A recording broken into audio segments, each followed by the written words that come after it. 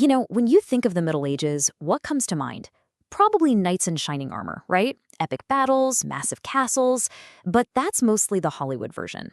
So, what was life actually like during this thousand-year period? Let's dig in and separate the fantasy from the fascinating reality. Okay, probably the best way to wrap your head around this whole era is to picture a giant game of chess. Seriously, everyone had a spot on the board, a very specific role.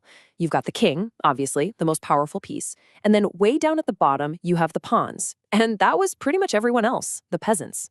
It was a world totally built on this rigid hierarchy, and where you started on that board, well, that determined your entire life. So keep that in mind as we go. Think about it.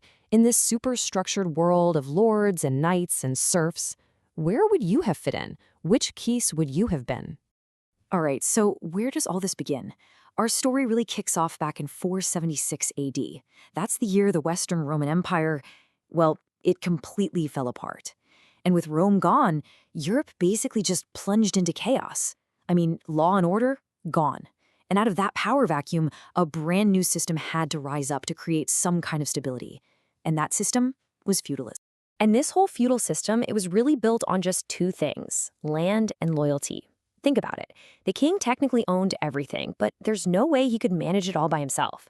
So what does he do? He grants these huge chunks of land, called fiefs, to his most trusted nobles. And in return, these guys, the vassals, they promised to fight for him. And at the very bottom of this whole pyramid, you got it, the peasants, who did all the work on the land for everybody else. So, right at the heart of this whole power structure, you've got the medieval castle. This was the home base, the headquarters for the lord of the manor. So let's take a look inside, shall we? Just look at this cutaway view. The stone castle was the ultimate symbol of a lord's power. It was a fortress for sure, but it was also the administrative hub for the entire estate. But, as you're about to see, living here was, well, it was no fairy tale. Okay, so reality check time. Forget what you've seen in the movies. Castles were cold, they were damp, and they were dark. You see those tiny little windows? Yeah, those weren't for the view. They were for shooting arrows out of. And those big, fancy tapestries on the walls, they weren't just for decoration. They were basically medieval insulation. And toilets? They called them garderobes, which was just a fancy name for a wooden seat over a chute that dropped everything outside the castle walls. Heck, even the dungeon pulled double duty as a food pantry. Now, the food, on the other hand, could be pretty wild. The nobility were eating things like swan and peacock. But check out what they were drinking. It wasn't just about being fancy. This was a matter of survival. See, the water back then was often super contaminated and could make you incredibly sick. So wine and beer were actually the safer, cleaner options for pretty much everyone, from the lord of the castle all the way down to the lowest serf. So you've got this land, this power. How do you protect it? Well, you do it with knights. But becoming one of these elite warriors was a long, incredibly tough journey that started when you were just a kid. Get this. It was a 15-year commitment. At just 7 years old, a boy from a noble family would be sent off to become a page. His job? Learn manners, chivalry, and the very basics of fighting. Then, at 14, he'd graduate to being a squire, which is kind of like being an apprentice to a full-fledged knight. That's when you learn to use real weapons, take care of armor, the whole deal. And then finally, if you made it to age 21, you'd become a knight in this big formal ceremony. And this right here, this shows you the two sides of a knight perfectly. On one side, you have the ceremony. The night before, the squire would actually pray all night in a church. He'd wear a white tunic for purity, a red robe to show he was willing to bleed for his lord, and a black coat to show he was willing to die. And then, on the other side, you've got the brutal reality, the heavy plate armor designed for one thing and one thing only, survival in combat. Right, so lords and knights, they held all the cards, all the power, but here's the thing, they were a tiny fraction of the population. So now, let's flip the script and look at the lives of the people who made up the, well, pretty much everybody else. Just let this number sink in.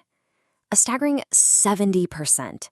70% of people in the Middle Ages lived out in the countryside. They weren't lords, they weren't knights, they were serfs, and that meant they were legally tied to the land owned by their local lord. And this was their entire world. The manor. It was basically a self-sufficient little village. You've got the lord's house and the church right at the center, and then you see those open fields, all divided into strips for farming. For a serf, your life began and ended right here, within the boundaries of this estate. So, what was life like inside one of these cottages? Simple and just incredibly harsh. The walls were made from this woven lattice covered in mud and clay. They called it wattle and daub.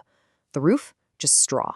And to get through the freezing winters, the family's animals, the pig, the chickens, would often live right inside the cottage with them, just for the shared body heat. Can you imagine?